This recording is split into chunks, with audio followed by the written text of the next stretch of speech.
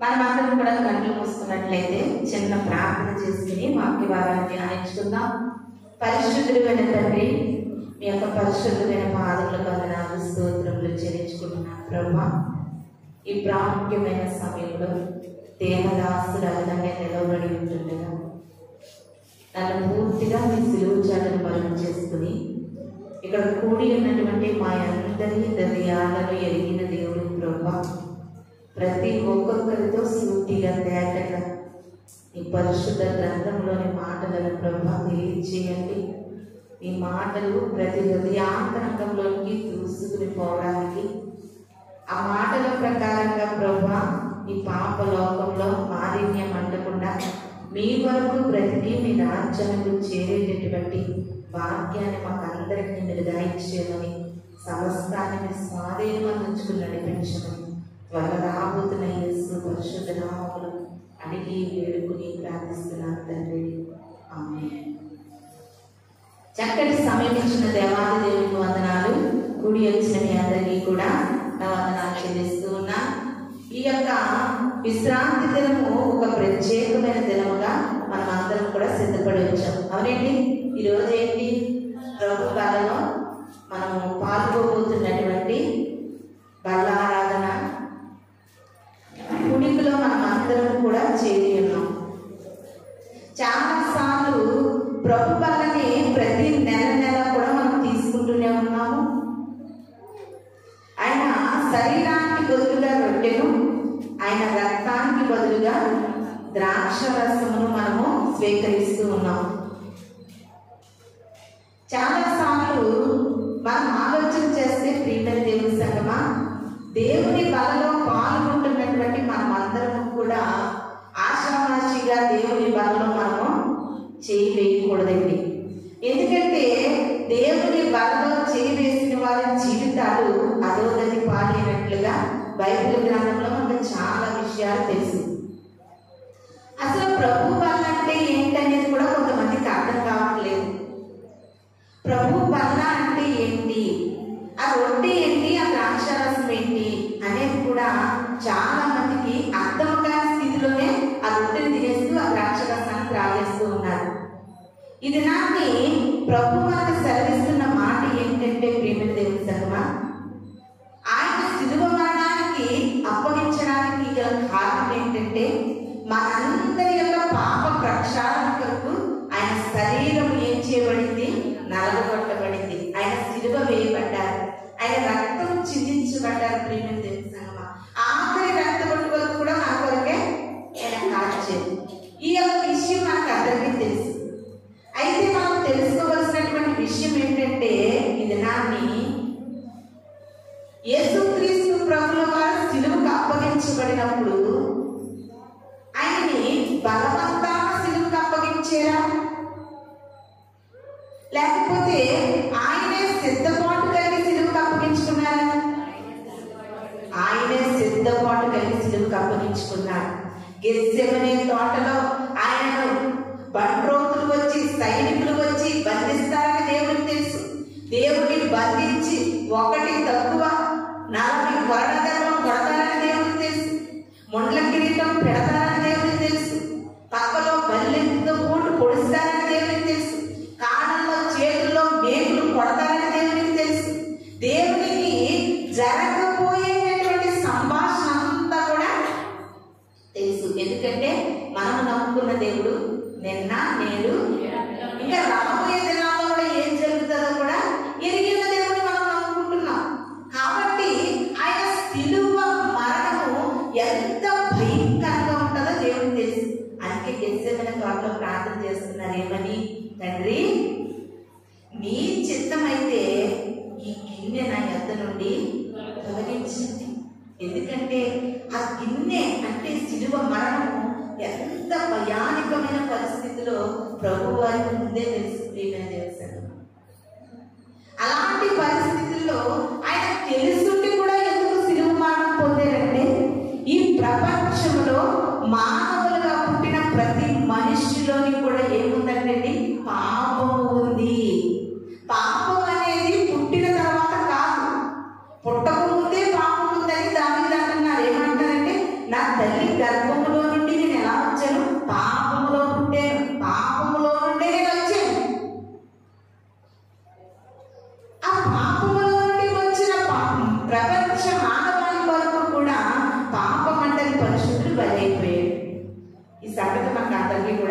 తెలిసి ఆయన్ని బలి ఇవ్వడానికి బంధించలేదు, వన వేసి పెన వేసి పట్టుకోలేదు.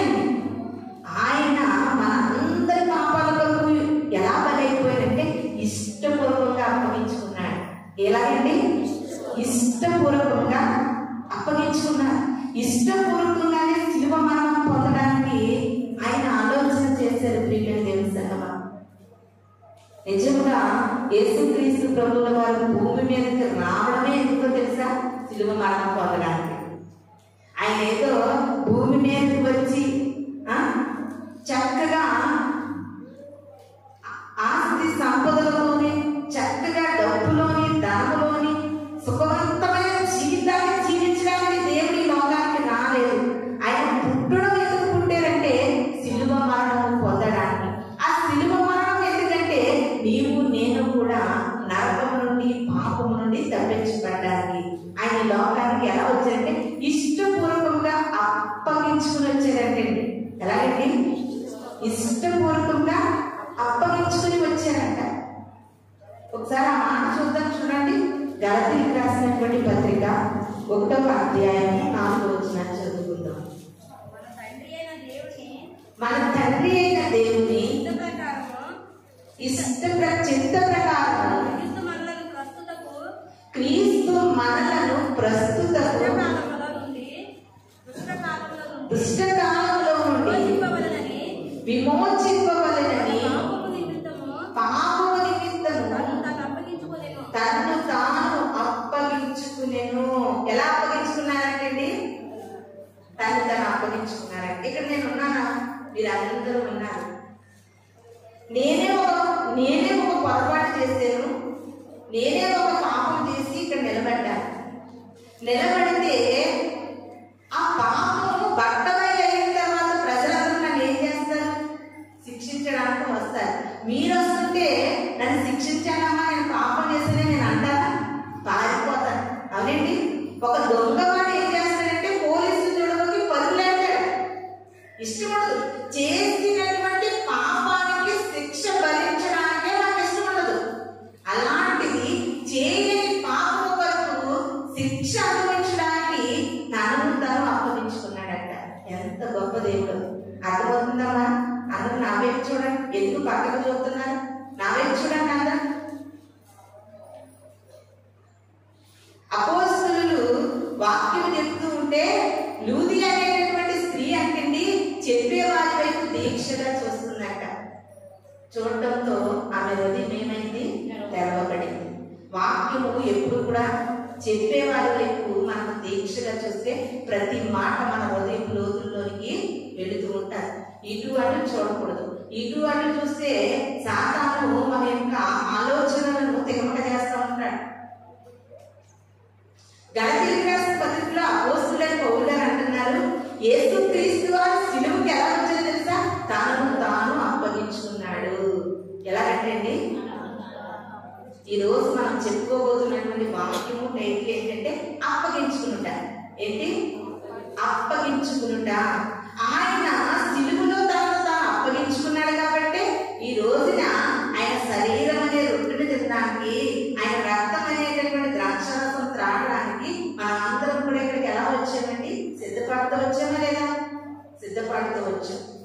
ఎందుకంటే ప్రభు మనకు నియమించినటువంటి నిబంధన మనం ఈ లోకం విడిచిపెట్టి పోయేంత వరకు, లేకపోతే ఆయన రాకడ వచ్చేంత వరకు కూడా ప్రతి ఒక్కరు కూడా బాప్తిసం తీసుకుని రక్షణ పొందిన ప్రతి ఒక్కరు కూడా ఆయన రొట్టెను తినాలి, ఆయన ద్రాక్ష రసాన్ని త్రాగాలని దేవుడు మనకి ఇచ్చినటువంటి నిత్య నిబంధన. యేసుక్రీస్తు వారు తనను తాను మన కొరకు అప్పగించుకునే శిలువ మరణం పొందిన ప్రియమైన దేవుడు సంగమా, అప్పగించుకున్నటువంటి దేవుడు మనల్ని కూడా ఏం కోరుకుంటున్నాడంటే, నేను మీ అందరి పాపం వరకు నేను మరణానికి అప్పగించుకున్నాను, నేను సిలువకు అప్పగించుకున్నాను. గడ్డము వెంట్రుకలు పట్టుకుని పెరిగి వేయి వారికి అంటే తన గడ్డాన్ని అప్పగించుకున్నాడని యెషయా భక్తుడు అంటున్నాడు. వెంట్రుకలు పెరిగి వేయి వారికి ఏం చేశాడంటే దేవుడు అప్పగించుకున్నాడు.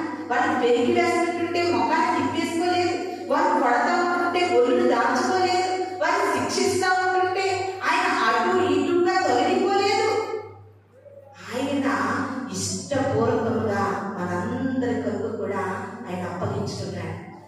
అప్పగించుకున్నటువంటి ఆయన మనల్ని ఏమని కోరుకుంటున్నాడంటే, మీ అందరి కొరకు నేను అప్పగించుకున్నాను, కావున మీరు కూడా ఇష్టపూర్వకంగా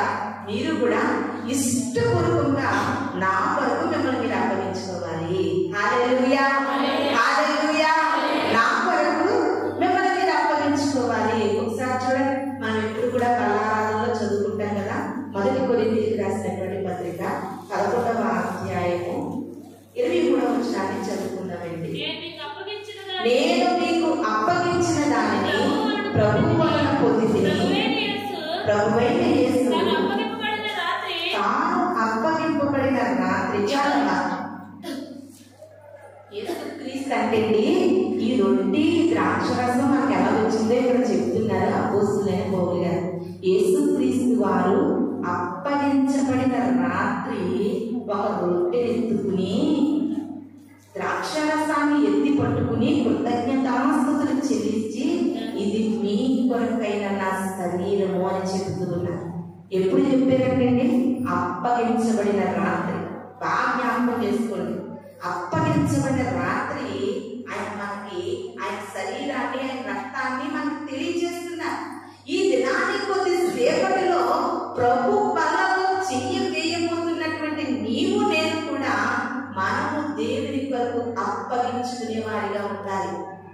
మనందరికీ ఒక డౌట్ రావచ్చు, ఆయనంటే శిలువ మరణానికి అప్పగించుకున్నాడమ్మా, ఆయనంటే తన శరీరాన్ని మన అందరి కొరకు, మన పాపముల కొరకు ఆయన పవిత్రుడిగా అప్పగించుకున్నాడు. మరి మేము ఇప్పుడు ఏ శిలువ మరణానికి అప్పగించుకోవాలి, ఏ మరణానికి అప్పగించుకోవాలి, అసలు మేము ఈ సమయంలో ఏం అప్పగించుకోవాలి అనేటటువంటి డౌట్ ఇక్కడ కూర్చున్న మనందరికీ కూడా రావచ్చు. ప్రియమైన దేవుని సంగమా, మనము ఏం అప్పగించుకోవాలంటే ఇదే అపోస్తలుడైన పౌలు గారు అంటున్నారు, సర్వ సజీవ యాగముగా మీ శరీరంలోనే అప్పగించుకోవాలి. సర్వ సజీవ యాగముగా ఈ శరీరంలోనే అప్పగించుకోవాలి. అలాగా అప్పగించుకోకుండా బల్లలో చెయ్యి వేసేయండి ఎవరు? ఇస్కరియోతు అనేటటువంటి యోధ. ఒకసారి చూడండి, మత్తయి సువార్త 26వ అధ్యాయం 23వ వచనం. ఈ మాట వింటుంటే ప్రియమైన దేవుని సంగమా చాలా భయం అనిపిస్తూ ఉంది. ఒకసారి చదువుదాం. ఆయన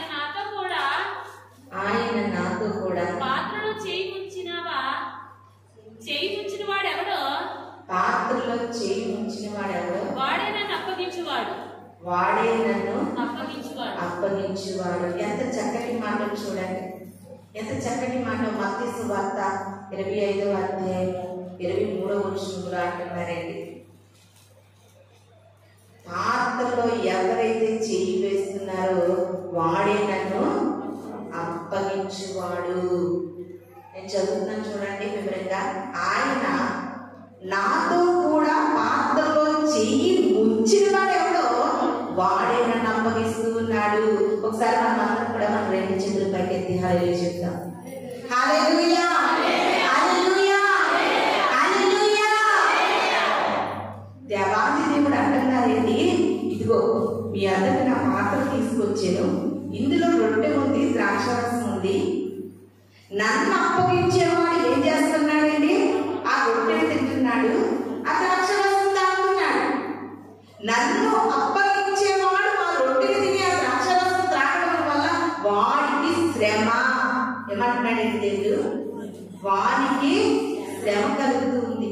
నీవు కూడా కొద్దిసేపట్లో మనందరం కూడా పాత్రలో చేయి వేయడానికి రెడీగా ఉన్నాం, ఆ బలలో చేయి వేయడానికి రెడీగా ఉన్నాం, ఆ రొట్టెని తీసుకోవడానికి సిద్ధంగా ఉన్నాం, ఆ ద్రాక్షరసాన్ని తీసుకోవడానికి సిద్ధంగా ఉన్నాం. బలలో చేయి వేసి రొట్టెని ద్రాక్షరసాన్ని తీసుకోబోతున్నటువంటి నీవు సర్వ సజీవ యాగంగా దేవునికి అప్పగించుకోకుండా ఆ పాత్రలో చేయి వేయడం వల్ల నీకు నాకు లాభమా నష్టమా?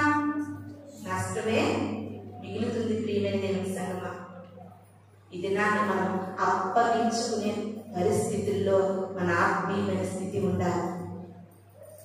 దేవాది దేవుడు తనను తాను ఇష్టపూర్వకంగా ఎలాగైతే అప్పగించుకున్నారో మనము కూడా అలాగే దేవుని సన్నిధిలో రొట్టె ద్రాక్షరసమును తీసుకోబోయే ముందు ఆయనకి ఇష్టం లేని మన సర్వ సజీవ క్రియలను కూడా అక్కడే అప్పగించుకోవాలి.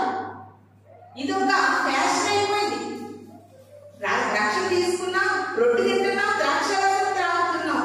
మా చర్చిలో కూడా చాలా మంది రక్షణ తీసేసుకుని రొట్టె తినేస్తున్నాడు, ద్రాక్షరసం తాగేస్తున్నారు. ఇది ఒక ఫ్యాషన్ అయిపోయింది.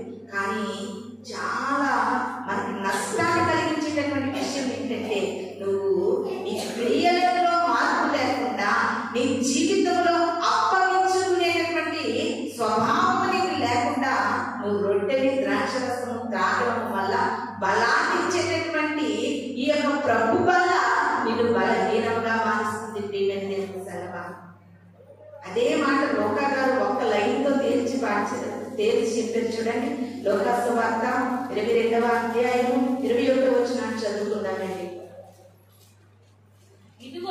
ఇదిగో నన్ను అప్పగించువాని చెయ్యి నాతో కూడా చాలా ఏమంటున్నారండి దేవుడు?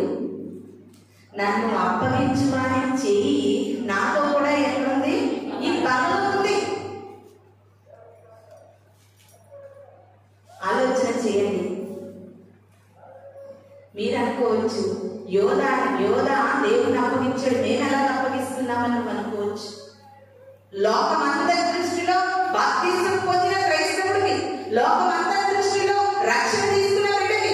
కానీ నీవు దేవుణ్ణి ఎలా అప్పగిస్తున్నావంటే ఆయనకి నచ్చని క్రియల ద్వారా సాతాను ఎదుట దేవుని నువ్వు అప్పగించే బిడ్డగా ఉంటున్నావు. ఆయన మన కొరకు ఇష్టపూర్వకంగా అప్పగించుకుంటే ఇష్టమైనది ఏం కాదండి, కష్టం అనిపించదంట. ఇష్టమైన ఏ పని కూడా కష్టం అనిపించదు. ఇది నాన్న నీవు కూడా ఇష్టపూర్వకముగా దేవునికి నచ్చనటువంటి గుణగణాన్ని ఇది నాకు అప్పగించుకునే స్థితిలో ఉండాలి. ప్రియమైన దేవుని సంగమా, సర్వ సజీవ యాగంగా దేవునికి నువ్వు అప్పగించుకునే స్థితిలో ఉండాలి. నువ్వు అప్పగించుకోకుండా ఆయన పాత్రలో చేయి వేసి ఆయన బలలో పాల్గొని ఆ రొట్టెని ద్రాక్షరసాన్ని నువ్వు భుజిస్తే నీకు శ్రమ. అందుకే కొరింథీయులకు రాసిన పత్రికలో ఎవడు అయోగ్యముగా ఆ పాత్రలోనిది తిని త్రాగుతాడో వాడు శిక్ష విధికి కారకుడు. అందుకే మీలో అనేకులు బలహీనులు, కొంతమంది నిద్రిస్తూ ఉన్నారని అపోస్తలుడైన పౌలు గారు మాట్లాడుతున్నారు. ఇది నాన్ని నువ్వు ఒక నిత్య నిబంధన చేసుకోవాలి. దేవునికి నువ్వు అప్పగించుకునే స్థితిలో ఉండాలి. అయ్యా, ఇదిగో నీవు నాకు ఇచ్చినటువంటి ఈ యొక్క సర్వ సజీవ యాగాన్ని ప్రభా, ఇది నా నీ బలలో పాలు పొందుతున్న నేను ప్రభా, ఇదిగో నీకు ఆటంకపరిచేవి నాలో కొన్ని ఉన్నాయ్యా, నీకు ఇష్టం లేనివి నాలో కొన్ని ఉన్నాయి. ఇది నాని నేను నీ కొరకు ఇష్టపూర్వకంగా వదిలేస్తున్నాను, ఇష్టపూర్వకంగా నేను అప్పగించుకుంటున్నాను. ఒక కోపమే నీ నీతిని నెరవేర్చలేని స్థితిలో నాలో ఏర్పాటు చేస్తుందేమో దేవా. కోపం అంటండి, పాపం అంట. కోపము దేవుని నీతిని నెరవేర్చలేదంట. ఒకవేళ నాలో ఉన్నటువంటి కోపమే ప్రభా నీ నీతిని నెరవేర్చకుండా నడిపిస్తుందేమో. ఈ కోపాన్ని నేను ఎక్కడే నీ బలలో చేయి వేస్తూ ఉంటాడుగానే ఇస్కరియోతు యోధా వలె అప్పగించేటటువంటి స్థితిలో యోధా బలలో చేయి వేసాడు. నేనైతే నీ కొరకు నీకు ఇష్టం లేని క్రియలన్నీ కూడా నీ సన్నిధిలో నీ పాదములు అయితే అప్పగించుకునే స్థితిలో ఉన్నానయ్యా. నా మనసుని నేను కంట్రోల్ చేసుకోలేకపోతున్నాను, నా హృదయాన్ని నేను అదుపు చేసుకోలేకపోతున్నాను. అదుపు లేని గుర్రానికి ఏం వేస్తారండి? కళ్ళెము వేస్తారు. అదుపు లేని గుర్రానికి ఏముంటుంది? కళ్ళెము ఉంటుంది. కళ్ళెము వేయకపోతే గుర్రము ఎంత వెచ్చలివిడిగా పరుగులు పెడతాదని ఆ గుర్రానికి ఒక కళ్ళెము వేస్తారు. కళ్ళెము వేస్తారు, మూతికి చిక్కం పెడతారు. ప్రియమైన దేవుని సంగమా, ఒకవేళ దేవునికి అయిష్టమైనవి నీలో సమృద్ధిగా ఉంచుకుని ఇప్పటి వరకు ఇన్ని సంవత్సరాలు ఇన్ని నెలలుగా నీవు ఆయన బలలో చేయవేయడం వల్ల చాలా సమస్యలనే కళ్ళెము నీకుందేమో. శోధనలనే కళ్యంలో చిక్కుకున్నామేమో, వ్యాధి బాధలనే కళ్యంలో మనం ఉన్నామేమో, ఇరుకులు ఇబ్బందులనే కళ్యంలో మనం నలిగిపోతున్నామేమో. దేవుడు మాట్లాడుతూ ఉన్నాడు, నీకు అవన్నీ రావడానికి గల కారణం ఏంటంటే నీకు నచ్చనివి నాకు అప్పగించాలి, నీకు నచ్చనివి అప్పగించాలి. మనం ఏదైనా ఒక మంచం కానీ, ఒక టేబుల్ కానీ, ఇంకా కొన్ని చెక్కతో తయారు చేసే వస్తువులు ఉంటాయి కదా, అవి మనకి నచ్చినటువంటి మోడల్లో అవి కావాలంటే మనము ఆ వడ్రంగి దగ్గరికి వెళ్ళి మనకు నచ్చినటువంటి చెక్క ఇచ్చి మనకి నచ్చినటువంటి మోడల్ చూపించి ఈ మోడల్లో ఈ చెక్క చేయమంటాం. అవునండి, ఈ మోడల్ ప్రకారంగా ఇదిగో బాబు ఈ చెక్కను నువ్వు చెయ్యి అని చెప్తాం. చెయ్యి అని చెప్పినప్పుడు ఆ యొక్క వడ్రంగి ఏం చేస్తాడంటే నీకు నచ్చినటువంటి మోడల్ రావడానికి ఆ చెక్కని ఎన్ని విధాలుగా చెక్కుతాడో, ఆ చెక్కని ఏం చేస్తాడండి ఎన్నో రీతిగా చెక్కుతూ ఉంటాడు. మీకు చెక్క చెక్కే కొద్ది కూడా చెక్కకి షైనింగ్ పెరుగుతుంది. చెక్కే కొద్ది కూడా చెక్కకి ఏం పెరుగుతుంది? షైనింగ్ పెరుగుతుంది. ఈ దినాన్ని ప్రభు వలలో పాలు పొందుతున్న నీకు నేను కూడా ఒక చెక్క వలె ఇంకా మన జీవితాలు చెక్కబడకుండా ఉన్నాయేమో ప్రియమైన దేవుని సంగమా. ఈ దినాన్ని దేవుని సన్నిధిలో ఒప్పుకోవాలండి. ఒప్పుకున్న వారినే ఆయన హత్తుకునే దేవుడండి. కొంతమంది ఒప్పుకోవడానికి ఇష్టపడరు, ఒప్పుకునే మనసు కలిగి బ్రతకరండి, బ్రతకకుండానే బలలో పాలు పొందుతూ ఉంటారు. ప్రియమైన దేవుని సంగమా, ఈ దినాన్ని నువ్వు ఒప్పుకో. అయ్యా, నా హృదయాన్ని కంట్రోల్ చేసుకోవడం నా వల్ల అవ్వట్లేదు, నా మనసును పట్టుకోవడం నా వల్ల అవ్వట్లేదు, నీకు ఇష్టముగా బ్రతకాలని ఆశ అయితే ఉంది కానీ బ్రతకడం నాకు వీలు పడట్లేదయ్యా. కాబట్టి ఇదిగో ఈ బలలో పాలు పొందుతున్న నేను నన్ను నేనుగా నీకు అప్పగించుకుంటున్నాను. నీకు ఇష్టమైనట్లుగా మరి చెయ్య. చెక్కుమయ్యా నన్ను నీ పోలికలో, మలుచుమయ్యా నన్ను నీ వేదికలో, శిల్పకారుడా స్వల్ప జీవితం, శిల్పకారుడా స్వల్ప జీవితం, మలచు నన్ను నీ అనుకూలంగా, చెక్కు నన్ను నీ అనుకూలంగా, చెక్కుమయ్యా నన్ను నీ పోలికలో, మలచుమయ్యా నన్ను నీ వేదికలో. హల్లెలూయా, హల్లెలూయా. ప్రియమైనటువంటి దేవుని సంగమా,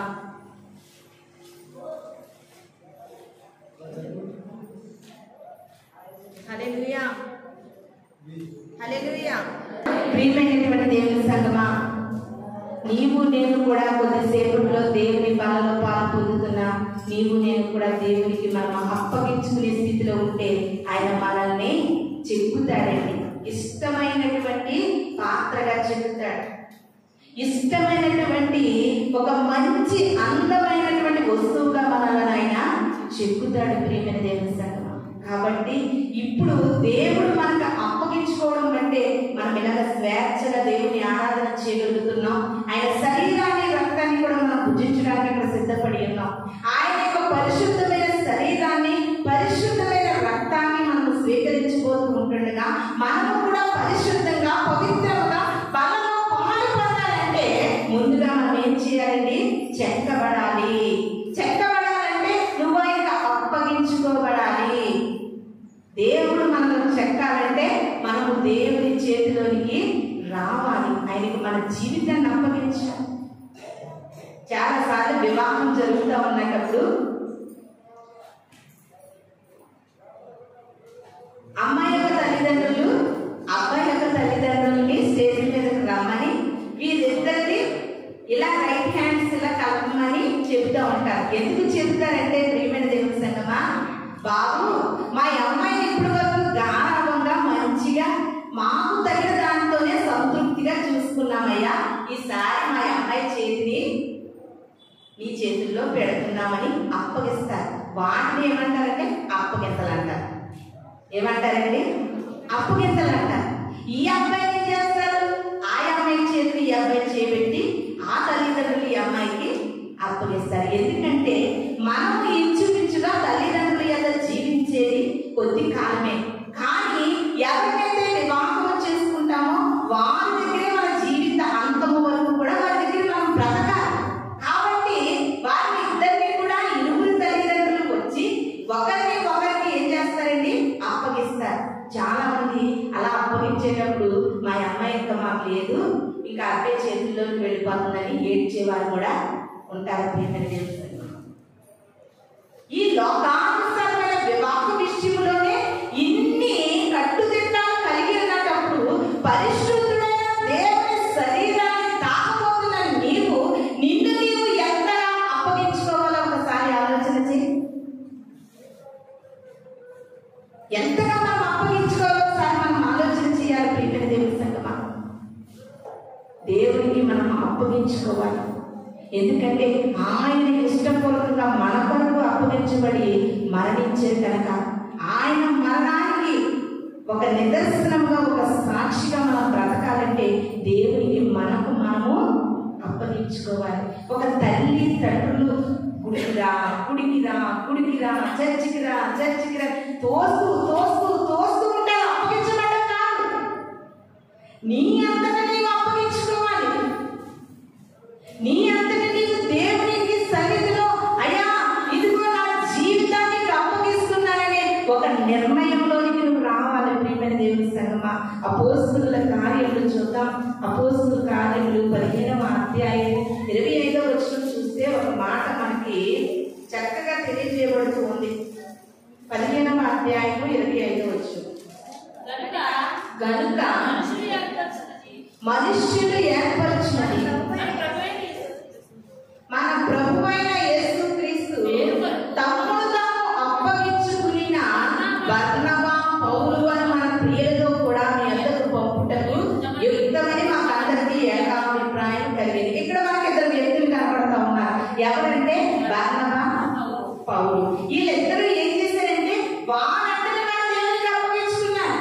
వారంతటా వారి ఇష్ట ప్రకారంగా దేవునికి అప్పగించుకున్నారు. అందుకనే పౌలు గారు చేసినటువంటి సేవ ప్రియమైన దేవుని సంగమా మామూలుదని కాదు. ఈ దినాన్ని సంఘాలు ఏర్పడ్డాయంటే, ఈ దినాన్ని చర్చలు ఉన్నాయంటే, ఈ దినాన్ని మందిరాలు ఉన్నాయంటే, ఈ దినాన్ని ప్రతి చోట దేవుని సేవ విరివిగా జరుగుతూ ఉందంటే దీనంతటి మూల పురుషుడు ఎవరంటే అపోస్తలుడైన పౌలు గారు. ఎందుకైనా మూల పురుషుడిగా సంఘానికి నిలబడ్డారంటే ఆయన ఒకరు బలవంతము చేస్తే ఆయన అప్పగించుకోలేదు.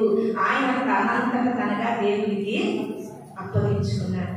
ఇది నీవు కూడా నీ అంతటి నీవుగా ఎవరు నిన్ను ఇబ్బంది పెట్టరు, ఎవరు నిన్ను విసిగించరు. ప్రియమైన దేవుని సంగమా, నీలో దేవునికి నచ్చని గుణగణాలు ఏమున్నాయో నీ మనస్సాక్షికి తెలుసు, నీకు తెలుసు. అవన్నీ కూడా ఈ దినాన్ని దేవుని యొక్క బలంలో పాలు పొందబోయే ముందు నీవేం చేస్తావంటే, ఇదిగోనయ్యా నా హృదయంలో ఉన్నటువంటి పాపమే కావచ్చు, నీకు ఇష్టం లేని గుణగణాలు కావచ్చు, నా తల్లికి తను తెలియకపోవచ్చు, నా తండ్రికి తెలియకపోవచ్చు, ఇదిగో నా ప్రక్కలో ఉన్న నా భార్యకు తెలియకపోవచ్చు, నా ప్రక్కన ఉన్న నా భర్తకు తెలియకపోవచ్చు, నాతో స్నేహంగా ఉన్న వారికి తెలియకపోవచ్చు. నా హృదయంలో ఎంత నీచ కార్యములు ఉన్నాయో అది నీకు తెలుసు కనుక ఇది నా హృదయాన్ని నీకు అప్పగిస్తూ ఉన్నాను. వాటి నుండి విడిపించగలిగే శక్తివంతుడవు నీవేనయ్యా అని బలలో పాలు పొందే ముందు జాగ్రత్త. ఒక్కసారి నీ మనస్సును పరిశీలన చేసుకో, పరీక్షించుకో. ఏది అయితే ఇష్టంగా నీలో కనబడతా ఉంది? ఒక గర్వము కనబడతా ఉందా? ఒక వెర్రవీగిపోయే మనస్సు ఉందా? ఒక కోపం ఉందా? ద్వేషము ఉందా? అసూయ ఉందా? లేకపోతే ఇరుగు పొరుగు వారిపై వార్తలేంటాము నీలో ఉందా? నీకు ఆయాసకరమైన దేవునికి ఆయాసకరమైన మార్గంలో ఏవైతే ఉన్నాయో అది నీ మనస్సాక్షికి నీకు తెలియాలి. ఇక్కడ వాక్యం అంటే దేవుడు బోధించగలరు కానీ ఏ ఒక్కరిని కూడా ఆయన చిన్న బుచ్చుడు. ప్రియమైన దేవుని సంగమా, మనుషులు దేవునికి వారి శరీరాలను, వారి మనస్సులను, వారి హృదయములను అప్పగించుకోవడానికి బదులు కఠినంగా దేవుని బలలో పాలు పొందుతూ ఉన్నారండి. అది ఎప్పటికీ కూడా మన జీవితాలకి మంచిది కాదు. ప్రియమైన దేవుని సంగమా, ఆయన సర్వము ఎరిగిన దేవుడు, హృదయాంతరంగాలను పరిశీలన చేసే దేవుడు, హృదయాంతరంగపు లోతులలో గూడు కట్టుకుపోయినటువంటి ప్రతి పరిస్థితులను ఆయన ఎరిగిన దేవుడు. ప్రియమైన దేవుని సంగమా, ఆయనకు మరుగైనది నా యందేమీ లేదు, నీ యందు కూడా ఏమీ లేదండి. ఆయన తేటగా మన హృదయాన్ని చూస్తూ ఉన్న దేవుడు కనుకే అలాంటి దేవుడు ఇది నీతో నాతో మాట్లాడుతూ ఉన్నాడు. ఇది నాకు బాధలో చేయి వేసేటప్పుడు ఇదిగోనయ్యా అన్ని ఒకసారి విడిచిపెట్టడం నా వల్ల కాదు, కానీ ఇదిగో ఈ కోపాన్ని సన్నిధిలో విడిచిపెడుతున్నాను, ఈ ద్వేషాన్ని సన్నిధిలో విడిచిపెడుతున్నాను, ఇదిగోనయ్యా నీకు ఇష్టం లేని ఒక్కటి ఈ నెల ఈ సన్నిధిలో విడిచిపెడుతున్నాను. అలా ప్రతి రోజు ప్రతి నెల ప్రభా నన్ను నేను తండ్రి నీకు అప్పగించుకుని నన్ను నేనుగా ప్రభా నీ సన్నిధిలో నీకు ఇష్టుడిగా బ్రతుకుతానని ఒక నిబంధన చేసుకోవాలి. అందుకనే అపోస్తలుడైన పౌలు గారు రోమపత్రిక 6వ అధ్యాయము 13వ వచనాన్ని మనం చూసుకుంటే, రోమపత్రిక 6వ అధ్యాయము 13వ వచనం చదవమ్మా. మరియు మీ అవయవములను దుర్నీతికి సాధనములు పాపములుగా అప్పగించకండి. అయితే మృతుల నుండి సజీవుల వరకు మిమ్మల్ని మీరే దేవునికి అప్పగించుకునండి. మీ అవయవములను నీతి సాధనములుగా దేవునికి అప్పగించుకోండి. హల్లెలూయా, హల్లెలూయా. ఎంత చక్కటి మాట. ఇప్పటి వరకు కూడా నీ అవయవములను, నీ శరీరంలో ఉన్నటువంటి ఈ దేహాన్ని పాపములకు అప్పగించుకుని ఎప్పటి వరకు కూడా అలాగే కొనసాగుతూ ఉన్నావేమో. అపోస్తలుడైన పౌలు గారు రోమపత్రికకు రాస్తూ అంటున్నారండి, జాగ్రత్త. ఇప్పటి వరకు కూడా పాపములకు అప్పగించబడిన శరీరములను ఈసారి వాక్యము నీతో సూటిగా తేటగా మాట్లాడుతూ ఉంటుండగా, అవునయ్యా ఇప్పటి వరకు పాపానికి అప్పగించిన నా శరీరమును ఈసారి నీతి సాధనములుగా మార్చాలని నీకు అప్పగించేస్తున్నాను, నీకు అప్పగిస్తున్నానయ్యా. పాపములకు అప్పగించబడి పట్టబడినటువంటి ఒక పాపాత్మురాలైన స్త్రీ రాళ్ళతో జనాలు ఊరిలో ఉన్న వారందరూ కొడుతూ ఉంటుండగా పారిపోయి ఎక్కడ పడిందండి? యేసు పాదాల యొక్క పడింది. అమ్మా, నువ్వు చేసిన పాపము తగిన శిక్ష నువ్వు అనుభవించాలి. వారు రాళ్లతో కొడతారు, నువ్వు కొట్టించలేదండి దేవుడు. మనం నమ్ముకున్న దేవుడు కనికర సంపన్నుడు, ఆయన జాలి కలిగిన దేవుడు. అంటున్నారు, అమ్మా ఎవరు నీ మీద రాయి వేయకుండా నేను కాపాడాను, ఎందుకంటే ఆ రాళ్ళు నేను తిన్నాను. నీ పాపానికి కావలసిన శిక్ష సిలువలో నేను అప్పగించబడ్డాను. నీ కొరకే ప్రేమతో నేను అప్పగించుకున్నాను, నీ కొరకే నేను ప్రేమతో మరణానికి తలవంచాను, నీ కొరకే. అలాంటిది నీవు దేవుడు నీ కొరకు ఎంత త్యాగం చేస్తే నిన్ను అప్పగించుకోవడానికి ఒక కాలిబొమ్మ, ఒక చెయ్యి ఇచ్చామా, లేకపోతే ఒక అవయవం తెచ్చి దేవుడికి ఇవ్వమా అని దేవుడు అనట్లేదు. ఆయన నీ కొరకు సర్వ సజీవ యాగముగా ఆయన అవయవములన్నీ కూడా నీ కొరకు దాన పోసి నీ కొరకు ఇంత ప్రాణత్యాగం చేసిన దేవుడు నిన్ను ఒకటే కోరుతూ ఉన్నాడు. ఏం కోరుతున్నాడంటే, నీ పాప క్రియలు నా దగ్గర విడిచిపెట్టు, నిన్ను నీవుగా నాకు అప్పగించుకుంటే ఇప్పటి వరకు అపవిత్ర జీవితం జీవించిన నిన్ను పవిత్రంగా మార్చుతాడండి.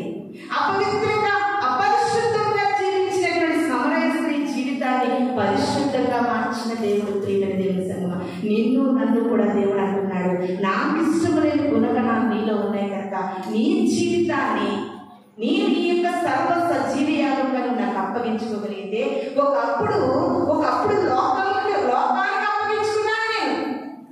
ఒకప్పుడు లోకం అంటే ఇష్టపడేవాళ్ళం, ఒకప్పుడు లోకంలో సంతోషం అనుకున్నాం, ఒకప్పుడు లోకమే మా జీవితం అనుకున్నాము, ఇప్పుడు దేవుడే జీవితం అనుకున్నాం. ప్రియమైన దేవుని సంగమా, అదే రోమపత్రికలు అంటున్నారు, పాపములకు ఒకప్పుడు అప్పగించుకున్నటువంటి జీవితాన్ని ఈసారి దేవుడు నీతో మాట్లాడుకుంటుండగా ఒక్కసారి మనసు పెట్టి ఆలోచించి అదే జీవితం దేవునికి అప్పగిస్తే నీ జీవితంలో నిత్యం సుఖ శాంతులు కలవు.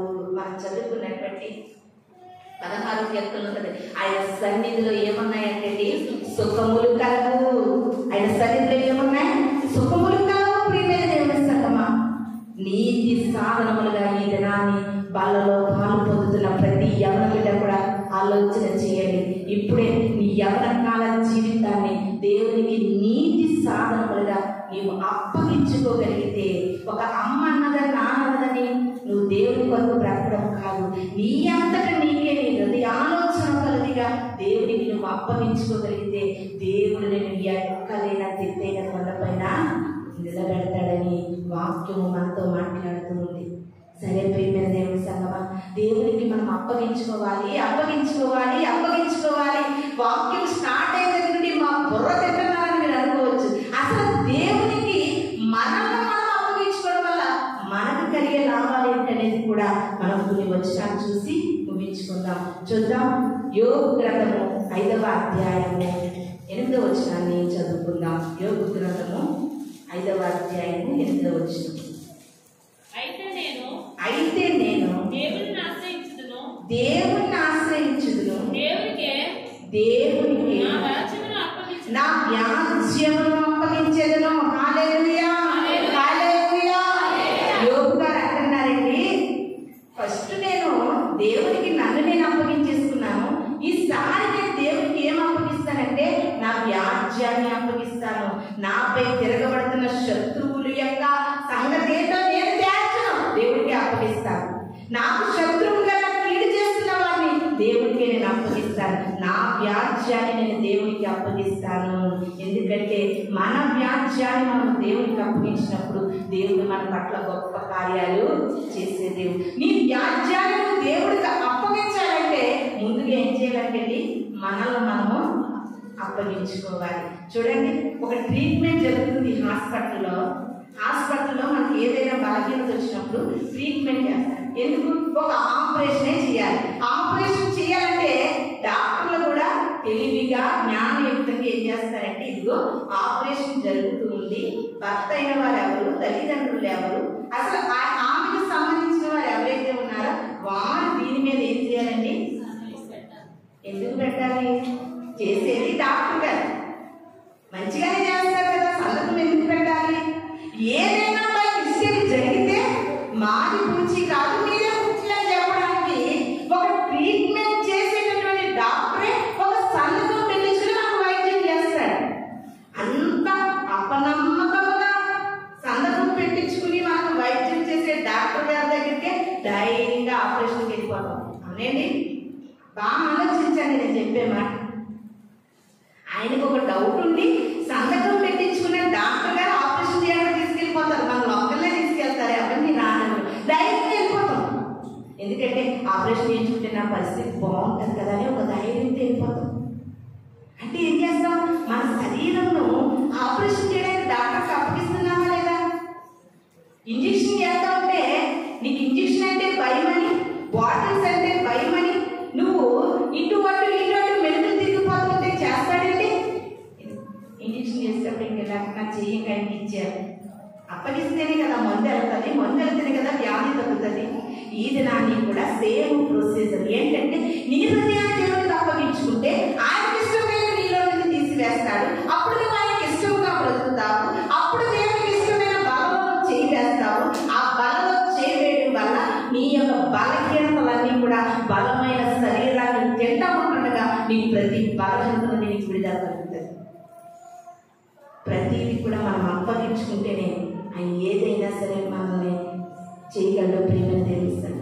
సర్వ సజీవ యాగం దేవునికి మనము అప్పగించుకునే వారిగా ఉండాలి. ఆయన ఈ దినాన్ని ఆయనకి ఇష్టమైన రీతిలో మనల్ని అప్పగించుకుంటే మన వ్యాజ్యం ఎవరంటే దేవుడికి అప్పగిస్తే ఆయన వ్యాజ్యం ఆడతారు.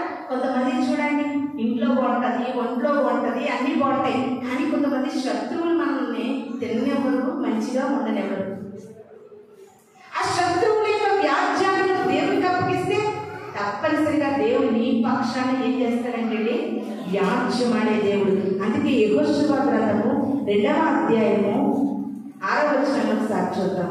యెహోషువ గ్రంథము 2వ అధ్యాయము 6వ వచనాన్ని.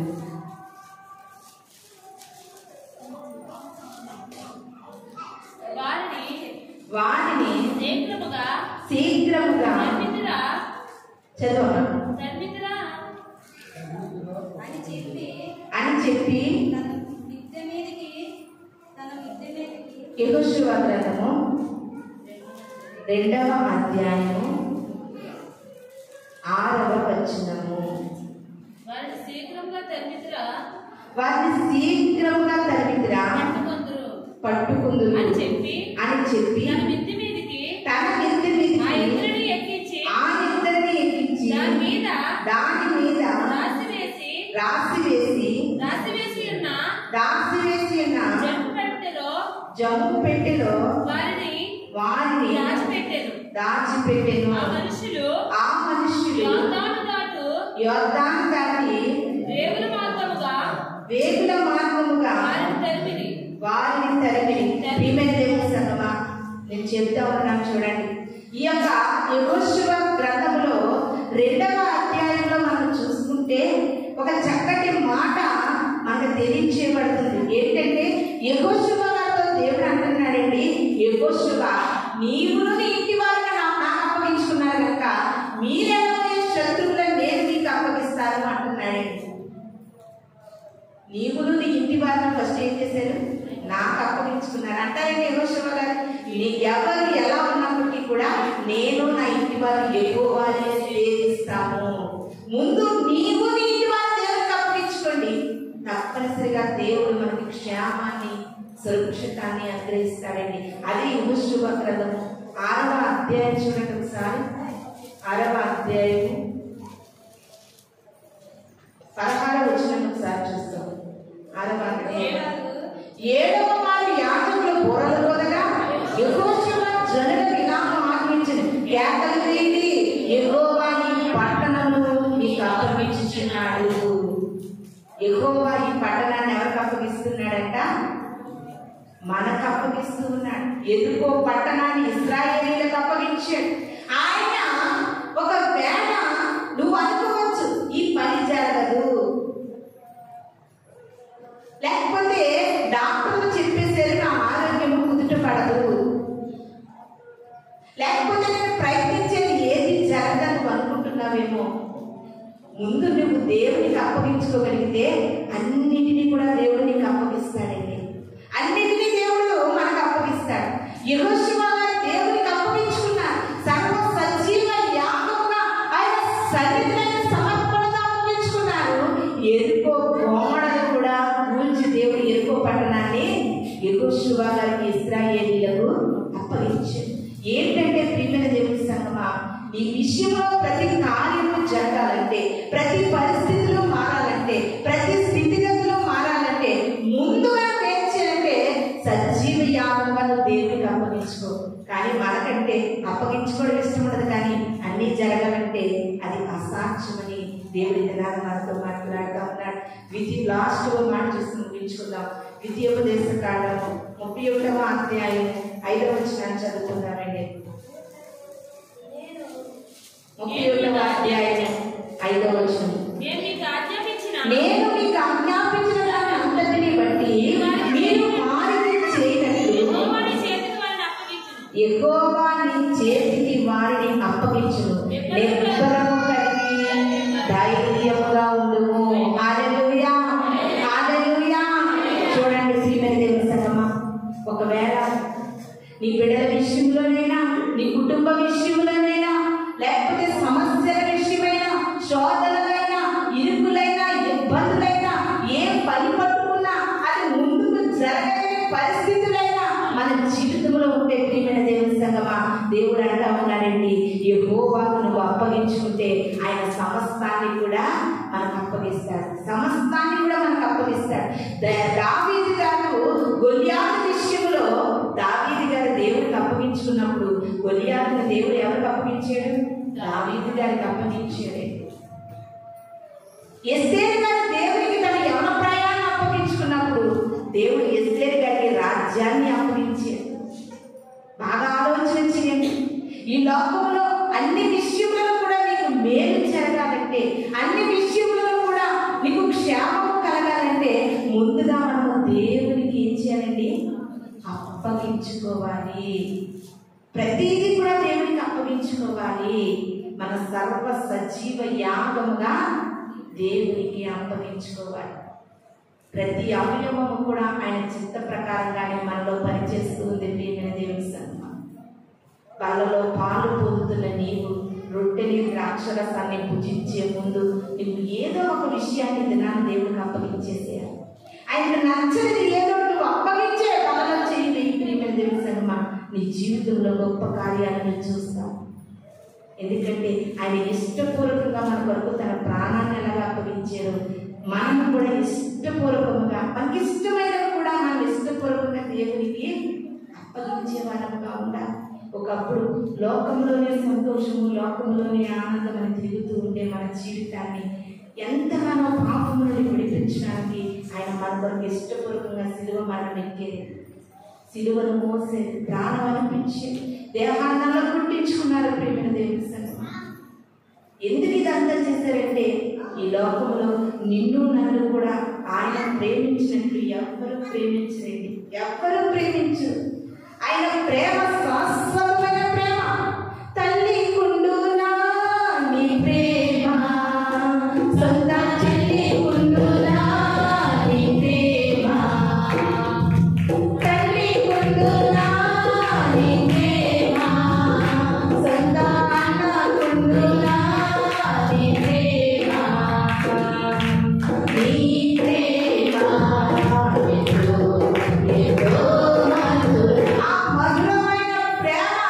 ఈ లోకంలో వ్యాపార దగ్గర చూడాలనుకోకు, పొరపాటు సుమా. ఆయన ప్రేమే శాశ్వతమైన ప్రేమ. ఆ ప్రేమ ఎక్కడి వరకు కరుగు పెట్టిందంటే నీ కొరకు నా కొరకు ఆ ప్రేమ బలి అవ్వడానికి, ప్రాణం ఇవ్వడానికి, రక్తము కాల్చడానికి ఆ ప్రేమ బదులు పలికింది. ప్రియమైన దేవుని సంగమా, నీవు చేసిన నేను చేసిన పాపాల కొరకు ఆ ప్రేమ బలి కోరుతుంది. ఇది నాని మనం అందరం కూడా ప్రభు పనులలో పాలు పొందుతున్న మనందరి జీవితాలు కూడా దేవుని కొరకు మనం అప్పగించుకునే స్థితిలో మనం అందరూ ఉండాలని, అప్పగించుకోవడం వల్ల యోబు గారి జీవితంలో, దావీదు గారి జీవితంలో, యెహోషువ గారి జీవితంలో ఎన్నెన్ని అద్భుతములు జరిగాయో. దేవునికి కనుక నువ్వు అప్పగించుకోగలిగితే నీ జీవితంలో కూడా అటువంటి ఆశ్చర్య కార్యాలు చూడగలమని ఈ కొద్ది మాటలు దేవుడు మన వెనుకడిలో దీవించి ఆశీర్వదించిన గాక. మనమందరం కూడా కళ్ళు మూసుకుంటే చిన్న ప్రార్థన చేసుకున్నాం. మహాపరిశుద్ధుడైన తండ్రి, మీ ఘనమైన నామానికి వందనాలు, స్తోత్రాలు చెల్లించుకుంటూ ఉన్నాం. అవును ప్రభా, మా కొరకు ప్రభా తనను తానుగా నిన్ను నీవుగా ప్రభా అయ్యా భయంకరమైన మరణాన్ని ప్రభా తల వంచి అప్పగించుకున్న దేవుడు ప్రభా, అదే దేవునిగా మాతో మాట్లాడుతూ ఉన్నావు. మీ నుండి నేను ఏమీ కోరట్లేదు, కనికరాన్ని కోరుతున్నాను, ప్రేమను కోరుతున్నాను. శరీర క్రియలను విడిచిపెట్టి నాకు అప్పగించుకోవాలని నేను కోరుతూ ఉన్నాను. అవి మీరు అప్పగించుకుంటే మీ జీవితాల్లో గొప్ప కార్యాలు పొందుకుంటారని నాతో మాతో మాట్లాడేవు ప్రభువా. మీ బలలో చేయి వేయబోతున్న మేమందరం కూడా సర్వ సజీవ యాగముగా మునుపు పాపానికి ఎలాగైతే మేము అప్పగించబడ్డామో ఇది నా నీకు మేము అప్పగించుకున్న రోజున గొప్ప కార్యాలు మేము చూస్తాము ప్రభువా. అటువంటి కృపను వాక్యమైనటువంటి ప్రతి ఒక్కరిని మీరు దయచేసి వాక్యమైన మేమందరం కూడా ప్రభా నీకు అప్పగించుకుని తండ్రి ఈ సాక్షులుగా బ్రతకడానికి సహాయము దయచేయమని వాళ్ళు రాబోతున్న యేసు నామములో నడిచినాము తండ్రి. ఆమేన్. మీ అందరికీ కూడా వందనాలు.